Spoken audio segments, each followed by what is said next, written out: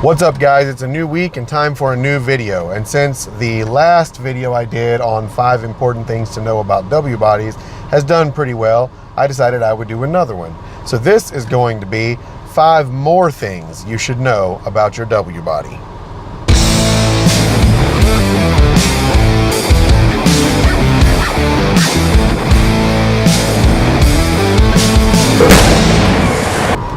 Okay, so we're going to start right off with the number one thing that I see all the time on forums and that people ask me, and that is, if you have a supercharged 3800, no, you cannot just throw the smallest pulley you can find on it and make it a race car. As a matter of fact, a pulley drop should not be your first modification. They need supporting mods, and part of the reason why, you have to understand that the computer doesn't understand what to do with running the engine once it gets so far outside of stock parameters.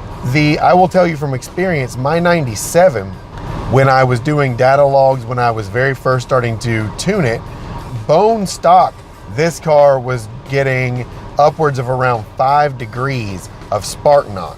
That's on stock boost. If I were to just put a smaller pulley on that, all I would do is wind up running the spark knock up, which would make the computer pull timing even more, which may actually in the long run wind up costing me power instead of actually making more.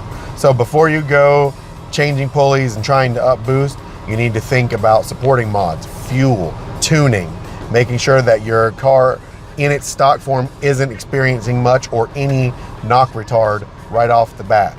So definitely supporting mods first, then more boost.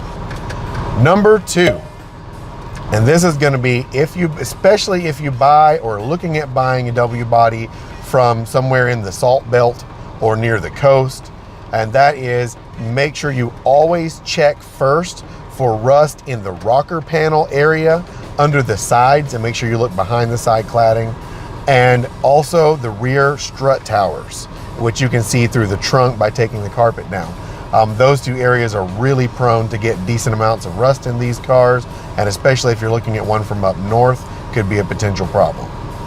Number 3, if you have, let's say, any W body, honestly, and a lot of other General Motors cars too, and you keep getting a low coolant light, no matter what you do or how many times you put coolant in the overflow reservoir. One thing that's a little odd on these cars, it has a coolant level sensor that's in the radiator. And it's a very, very common failure point. As a matter of fact, I see cars come in all the time with it unplugged. If you unplug it, the light will go out. That's the simplest and easiest way to get the light off the dash, but you are gonna have to be responsible for keeping up with whether or not you have coolant in the car on your own. But the level sensors are completely replaceable. You can get them at any auto parts store, so it's not a big deal. But I'll show you a picture of that just so you'll know.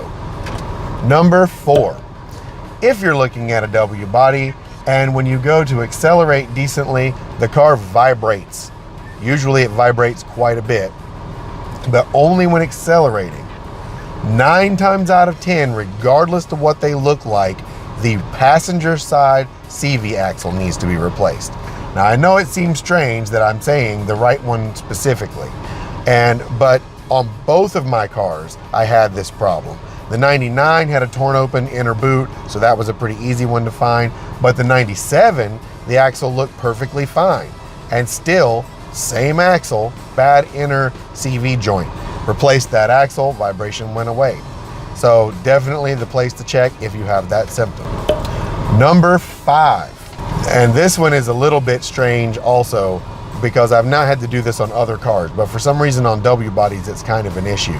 There are 4 big bolts that hold the subframe to the chassis. Those bolts, for whatever reason, in W body chassis cars have a tendency to work themselves loose. So definitely, if you have a car with an unknown maintenance history or just haven't checked it in a long time, I would recommend getting under the car and making sure that they're torqued to spec. My 97, when I got it, was actually missing the left rear subframe bolt because it had backed out and fallen completely off the car, which kind of sucked, because also that causes that corner of the subframe to sag down, which throws your alignment off. So another thing to check. But that is going to be it for this video. That's 5 more things you should know if you're looking at, or if you own a W body Grand Prix, Impala, Monte Carlo, etc., etc. If you like this, or you'd like me to do any more of these, or if you'd like me to do any 5 things you need to know about any other kinds of cars, please let me know down in the comments. Other than that, I'm going to get out of here for this one, but thank you so much for watching, and I will see you next time.